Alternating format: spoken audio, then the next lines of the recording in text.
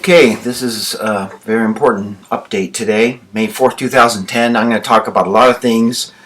I think some of the Wall Street people have been very patient with my channel because I've covered some other things, but today was a huge day in the financial markets with the worldwide financial collapse emanating from many different places, arguably Greece, but there's also the huge oil spill in the Gulf Coast area.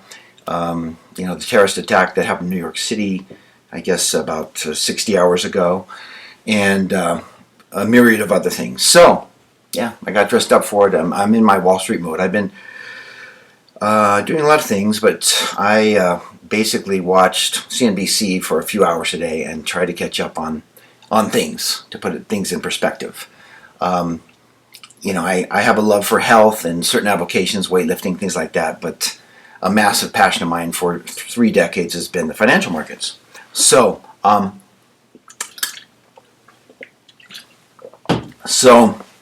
going to talk about the financial markets. In fact, I actually have notes.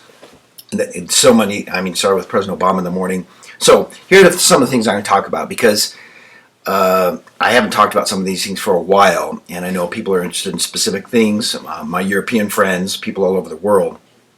So I'm going to read a list of what's going to be in this video. Here goes. I'm going to talk about Greece, of course, the euro, Spain, Italy, interest rates, peak oil. I saw Matt Simmons, fellow Harvard MBA, who I've met, I guess, once or twice on CNBC. Meg Whitman. I was talking to somebody in California. Looks like Meg's going to be running for governor. She was a very competent and fantastic person. So S&P, I'm going to talk about the Dow. I'm going to talk about gold, bonds, Obama. Paul Volcker was even on TV today. I mean, there's so many things going on. Glenn Beck, I saw his smiling face on the sign on I-15. Talk about Glenn Beck. Ron Insana, Bill Gates, Brent Long, 7,000-year perspective, economics, $2.5 trillion, and some other notes I have. So here goes. I woke up this morning and turned on the TV and noticed the market was down about 250 points. And CNBC made a big deal of it, and I enjoyed their coverage sometimes because of the many, especially when there's a market crisis. And I don't have Bloomberg right now, but I was watching the different perspectives, people weigh in, Rick Santelli, Ron Insana, and everybody. So, starting off with President Obama, this morning I watched it on CNBC, and then when CNBC cut out, I did some other coverage and watched some other things on C-SPAN. But President Obama is determined to put our financial system on a strong financial footing. Very interesting to hear that. And then he also said that if we didn't do this, that it would put the entire financial system at risk. And so I was like taking that in. Look what he's saying. If we do these things, we could be okay. If we don't, the entire financial system is at risk. And not everybody gets to watch the live speech. But I did today. So when you get, the news at night, I don't care whether it's Glenn Beck or whatever, you're going to get a news snippet of what, the producer of that show wants you to hear or determines what he thinks is important. So I'm really glad I was able to see the speech this morning. And then another thing, President Obama talked about massive dangers in the financial system. And I'm like, wow, he was some very grave things. And of course, I've been predicting, and I've seen this coming, but this second wave of the financial collapse is going to be the reason, of course, for massive worldwide regulation. The first thing that happened, a couple years ago was massive U.S. regulation and the $1 trillion bailout, which is a huge deal. So for me, when that happened, like when Bear Stearns lost, $1 billion, and then Cramer saying to buy stocks when the Dow's almost at 14,000, I'm like, whoa. I have to start posting. I just can't stand this anymore. So Bear Stearns was like $130 a share. And I go, hey, $1 billion gone. And then Bear Stearns proceeded to collapse, all the way down to what, $2, $3 a share, something like that. So right now, I just feel, as I took in everything today for several hours, putting it together with 30 years of studying the financial markets, I put together pieces of the puzzle according to my brain, how I think. So President Obama ended his speech with a summation of 3 points. There's no institution too big to fail. So that's interesting. No institution too big. Now, so that means the U.S. government, evidently, if they go by that, will let huge institutions fail. Very interesting and a big point. Another thing, he talked about the derivative market. I think he mentioned 600 trillion. That is a huge market, and I'm sure that it'd be hard for a politician to understand that without an extensive financial background. And then he talked also, let me see if I can see that. Okay. I don't know. Number 3, I can't quite see it there. Okay. Some other things I had to cover. Rick Santelli was on there and talked about the tech support in the S&P being 4.5, and also that 95% of the stocks today, May 4th, were down. Interesting. Talked about the Greece, the worldwide collapse, and global contagion, that this could spread all over the world, which you should be watching very carefully. Market recap. I got some market recap stuff. I'm going to find that. Just, boy, I tell you, what a day. What a day. Italy's bond rate is 4%. Spain's looks like 4%. Greece's is up around 9%. Of course, the U.S. 10-year bond rate, I think it's 3.6%. So I'm watching all these bond rates, and I know that I haven't gotten into this. It's just lately, but I'm into it now because things are getting very serious in an obvious fashion. They've been serious whether the market's going up or down, but a lot of people took note today in the worldwide markets. I know that some channels are talking about inflation. I've been thinking about deflation, so I don't think there's going to be inflation right now. And I felt vindicated when Bill Gross was on CNBC, and he talked about watching deflation, and that's a risk. And of course, if markets are going down and we go into worldwide depression, it will be deflationary. Inflation can come later, but it can come quite a bit later. And you have to think about who benefits from inflation, who benefits from deflation. Bondholders benefit from deflation. And homeowners would benefit from inflation if they have fixed rate mortgages. And so far, homeowners haven't benefited, and I think they will continue to be on the short end of the stick. The S&P looks like it was the low since March of 2009. And, here's, wow. Terrorism and the oil spill. So that's going on. So I noticed CNBC was trying to push the whole New York thing. And, it's a sensitive issue. I don't live in New York, and that could have been, a really bad thing for people that were at Times Square. But from a global perspective, people that are all over the world, you could think the United States, like, wow, you guys are really focused on yourselves. There's wars and famines, and there's things going on all over the world. So I was kind of noting and watching how CNBC was kind of pushing that story a lot. And starting with Dennis Neal. Good old Dennis. Dennis is okay. I'm not in the basement, and I'm dressed up. So, Dennis, this is cool. Got a tie on, Dennis. See? And check that out, man. I can't believe I found my truth tie. Okay. 30-year at 4.46. Let's see some other good stuff here. The sun's setting here in Utah. Here we go. So, Obama says this, President Obama. A complicated piece of legislation to target the root problems.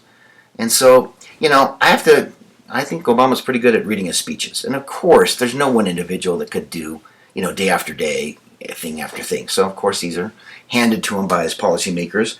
And you just listen to the details, listen to what the speechwriters are saying through Obama when he's talking. I want America's, President Obama today, I want America's financial system to be the most trusted in the world. Think about that one. I believe, and I know, he's talking to a bunch of, a select group of CEOs and business leaders of some of the largest corporations in the United States. I believe, and I know that you believe, that our best years are ahead of us. And then he asked for God to bless America. Okay, so you have to think about that one. Are our best years ahead of us? Do you believe that? Is it not positive thinking to not believe that? I don't believe that. Anyway, Greece and their problems. Dollar was down, I guess, more than 1%. I forget exact time frame on that. Okay, let's talk about Europe. I know I talk about the United States a lot, but let's go back to Greece. So Greece is over there, and the bailout seems to not be worrying. SocGen, or Societe Generale, speaking Spanish but not French, has exposure in Greek debt. And so there's a financial type, so I'm kind of gearing some of this. I know it's not super detailed. It's not a Bear Stearns thing. I'm not getting paid $20,000 to do this. In fact, I'm getting paid virtually nothing, but that's okay. I will figure out how to monetize this and make some money producing a DVD predicting my next level of predictions on the worldwide financial markets. It reminds me of when I was in Los Altos about 14 months ago, and a few people came to see me at Whole Foods, and one guy said, Brent, MOT, manoftruth, whatever, he said, you saved me $70,000. I said, what? And he goes, yeah. My family said the market's going to keep going up. There's Kramers and stuff. And he said, I sold my portfolio because of one of your videos, and I saved $70,000. And so that made me feel good. It made me feel good. He bought my first DVD, and it's definitely time for another one, especially now with everything that's going on. So, wow. Oh, yeah, 10-year was at 3.626. Whatever they go, the CAC, CAC 40 in France had a steady downward trend all day, and then Greece was way down. The euro has been collapsing, and oh my gosh, I can't believe all these. Let's see. Here's what I want to talk about.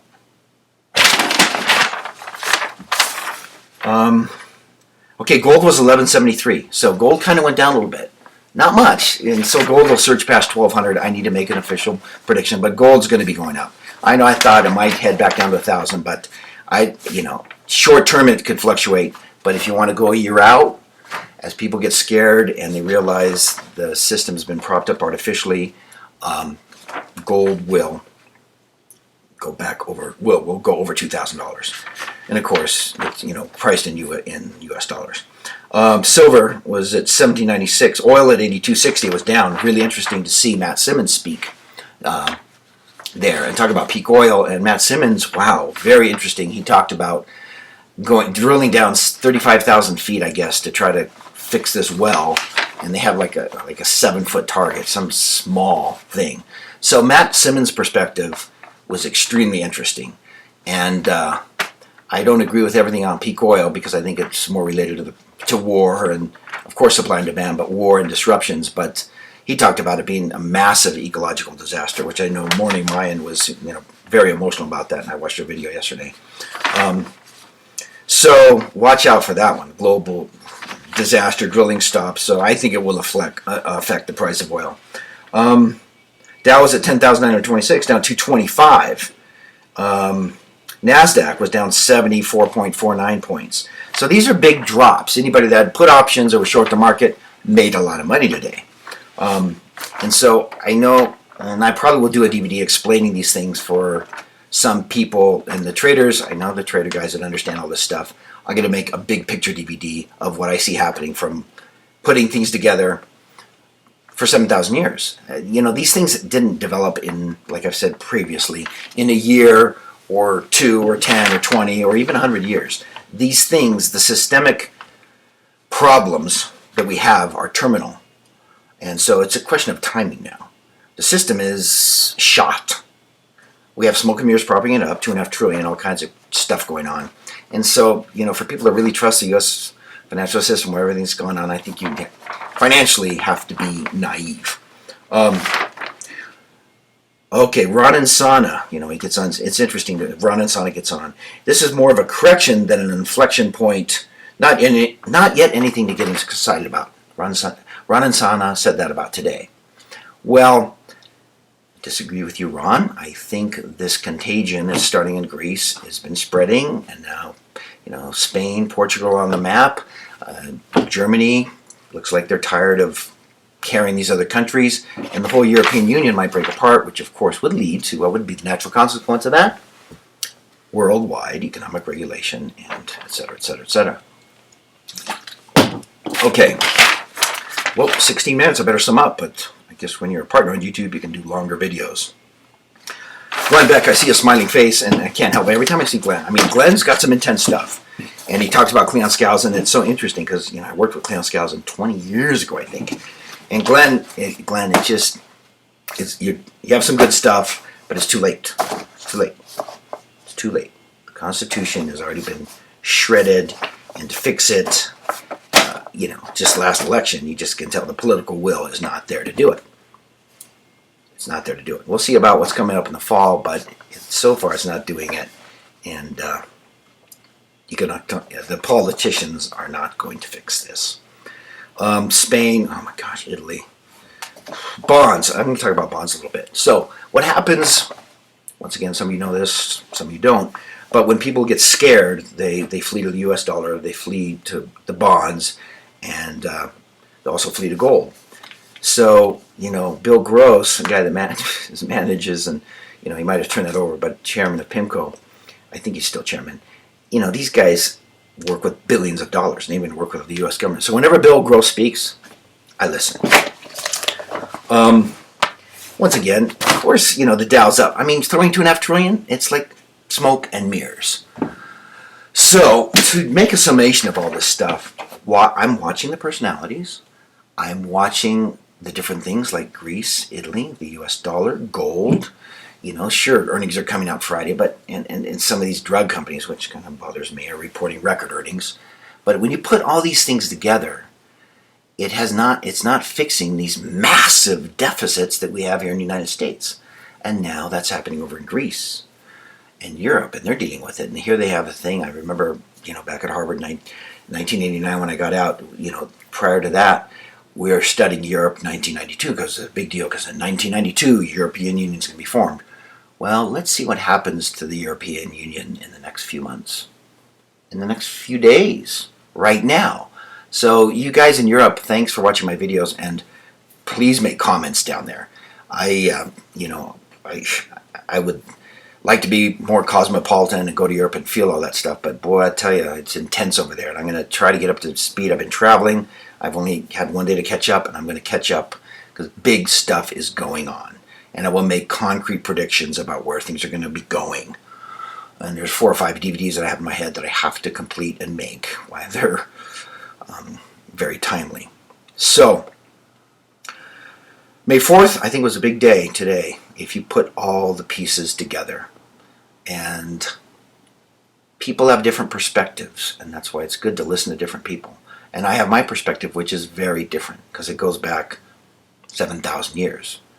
I've loved history, so my perspective goes way back. Goes back before Christ, goes to after Christ, goes to different countries, and in a lot of detail since the Continental Congress and the beginning of the United States, even before it was officially the Constitution was passed. Keep your eyes open, use your intuition, and it'll become very evident in next year that some of the things I talk about, like gardening and food and preparation, have a lot to do with the financial system. And the more you understand it, the more you will be preparing for different eventualities.